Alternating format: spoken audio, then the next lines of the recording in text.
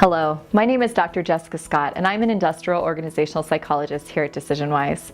Today, I would like to give you a brief overview of how the 360-degree feedback process works and some information on how to be a good rater. We call them 360s because the people you are rating, called participants, receive feedback from various groups and individuals who work with them in different capacities. Essentially, the person receives a 360-degree view of how he or she is perceived.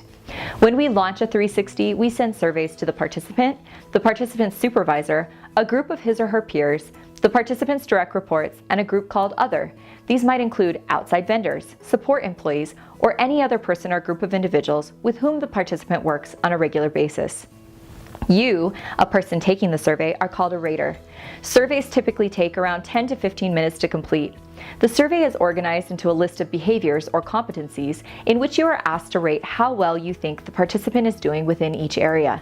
For example, the survey might be trying to measure communication, and you might be asked the following question: does this person establish effective two-way communication with others? You would then be asked to rate the participant on a 7-point scale from very poor to outstanding, based on your perceptions of how well the participant is doing in two-way communication. If a person receives a 1 on the scale, this means that he or she needs major improvement. If the participant receives a 7, this means he or she is the best two-way communicator you've ever seen. Please use the entire scale when completing the survey. Our natural tendency is to err on the side of being too nice when evaluating others. As a consequence of this, we tend to only use half of the rating scale and keep our scores between 4s and 7s. Sometimes we may even reason that if we rate others above average, they will return the favor someday. Skewing the scale upward, however, does more harm than good. You are not being honest in your evaluations, and it makes it harder for the participant to see what they are doing well and where they need to make a significant improvement. For example, if a participant's scores are all between 5.7 and 5.9 on each question, it becomes difficult for the participant to know what areas they should focus on when setting goals or creating action plans. 360s can be extremely valuable, but only if the feedback is honest and accurate. So here are some tips on how to give the best feedback. Number 1, carefully read each question. Ask yourself whether you have enough experience with the participant to answer the question effectively. It's better to mark "I don't know" or "not applicable" than it is to give a guess or a 4, which is average on the scale. Number 2, think of specific examples. Think of times when you've seen the participant display the behavior in question. Use those examples to inform your rating. Also, using your prior experience, think of a person who has displayed expertise in the competency at hand, a true 7, and then consider how close the participant is to your ideal example. The comparison will help you make an increasingly accurate rating.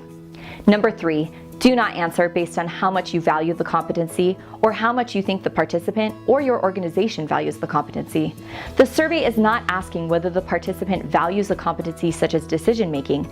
The survey is asking whether the participant demonstrates good decision-making skills. The participant may care a great deal about decision-making, but may also be poor at performing the behavior. Number 4, be open and candid. All responses, except for those provided by the participant's supervisor, are aggregated and kept strictly confidential. So feel free to be honest and open in your feedback. Number 5, take care when answering open comments.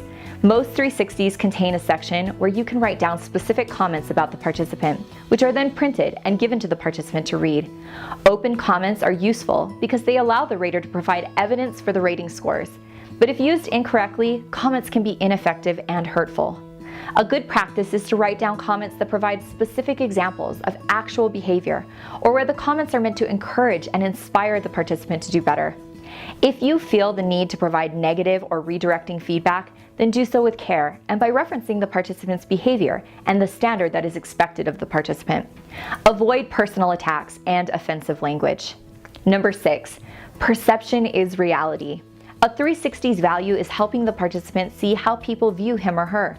The feedback contained in a 360 might not be 100% accurate because the feedback is based on perceptions, but a person's perception is their personal reality. Please provide feedback based on your perception and not based on what you think others want you to say. Number 7, your turn will come. By taking the rating process seriously, you will establish a high-functioning culture of feedback within your organization. This will help you when it becomes your opportunity to be the participant in a 360-degree feedback process. 360s are great tools. They provide valuable feedback to help individuals and organizations improve. Thank you for watching, and if you have any follow-up questions, please contact us at info@decision-wise.com.